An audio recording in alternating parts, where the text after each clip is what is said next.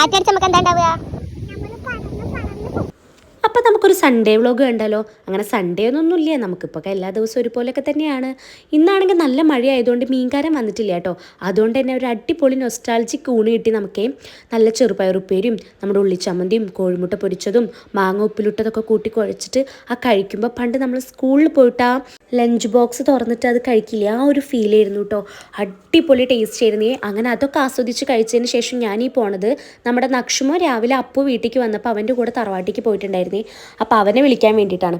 തറവാട്ടിക്ക് പോണ വഴിയൊക്കെ ആണെങ്കിൽ ആകെ മഴ പെയ്ത് സീനായി കിടക്കുകയാണ്. ശ്രദ്ധിച്ച് പോയില്ലെങ്കിൽ ആകെ പണിയാവും. അങ്ങനെ തറവാട്ടിലെത്തിയിട്ടുണ്ട്. തറവാട്ടിൽ മക്കളെല്ലാവരും നല്ല ഷോക്ക് അടിച്ചിരിക്കുകയാണ്. മഴയായതുകൊണ്ട് കളിക്കാനൊന്നും പോകാൻ പറ്റുന്നില്ലല്ലോ.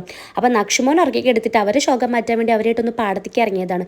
പാടത്തേക്ക് പോകണ ഈ വഴിയൊക്കെ ആകെ വഴുക്കലാണേ. ശ്രദ്ധിച്ചില്ലേ മൂക്ക് ഇടിച്ച് താഴെ എടുക്കും.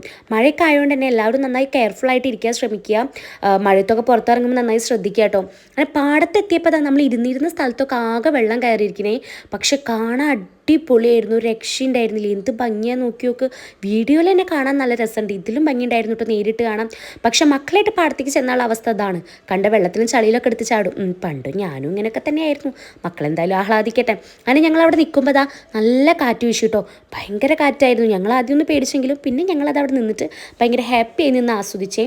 അങ്ങനെ കാറ്റൊക്കെ ആസ്വദിച്ചുകൊണ്ടിരിക്കുമ്പോഴാണ് വീട്ടിൽ നിന്ന് വിളി വന്ന്. മഴ പെയ്യുമ്പോഴത്തേനും മര്യാദയ്ക്ക് വീട്ടിൽ കയറിക്കോളാം. വിളിച്ചത് അച്ചമ്മയായതുകൊണ്ടും പറഞ്ഞ വാക്ക് പാലിക്കുന്നുള്ളതുകൊണ്ടും ഞങ്ങൾ വേഗം വീട്ടിലേക്ക് കടന്നു. ഇവരാണെങ്കിൽ ഒരാൾ ഇങ്ങോട്ട് വിളിച്ചാൽ ഒരാൾ ഇത് അങ്ങോട്ട് പോകും. പിന്നെ നമ്മുടെ മക്കൾ കളിച്ചിരുന്ന സ്ഥലത്തൊക്കെ വെള്ളം കയറി. ഇനി അടുത്ത വേനലവധിയൊക്കെ ആവണം ഇവിടെയൊക്കെ വന്ന് കളിക്കണം കേട്ടോ.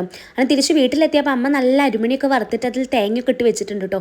ഈ ഒരു ക്ലൈമറ്റിലൊക്കെ കഴിക്കാൻ പറ്റിയ ഒരു അടിപൊളി സാധനമാണ്.